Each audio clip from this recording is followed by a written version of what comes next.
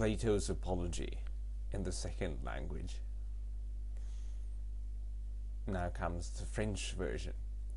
L'Apologie de Socrate, de Platon. Je ne sais, Athéniens, quelle impression mes accusateurs ont faite sur vous.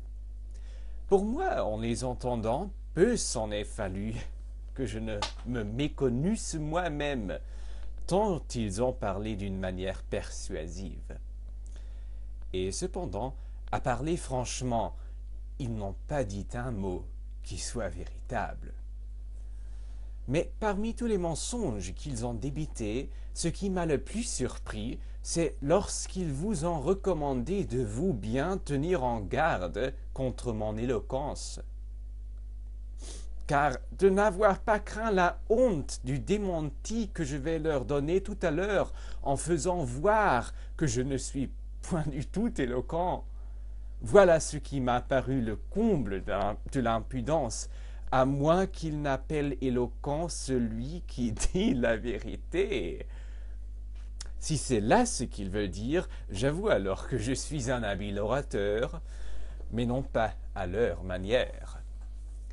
Car, encore une fois, ils n'ont pas dit un mot qui soit véritable, et de ma bouche, vous entendrez la vérité tout entière. Non pas, il est vrai, Athéniens, dans les discours étudiés, comme ceux de mes adversaires, et brillants de tous les artifices du langage, mais au contraire, dans les termes qui se présenteront à moi les premiers.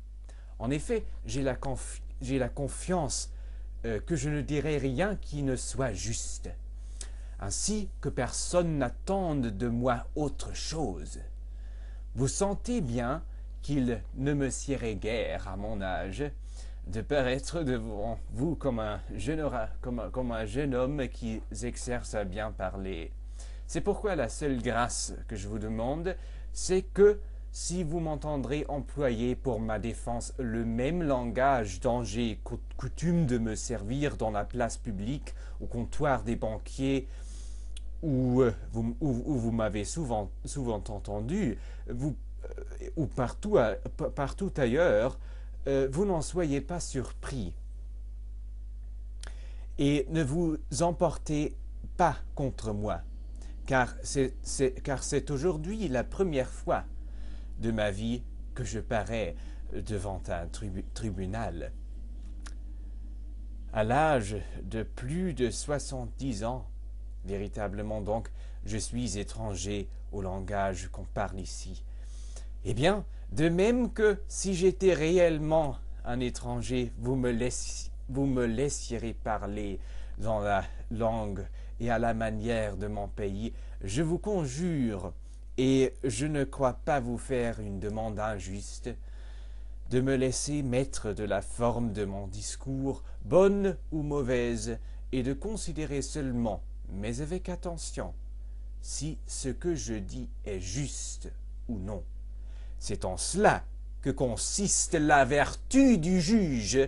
Celle de l'orateur est de dire la vérité.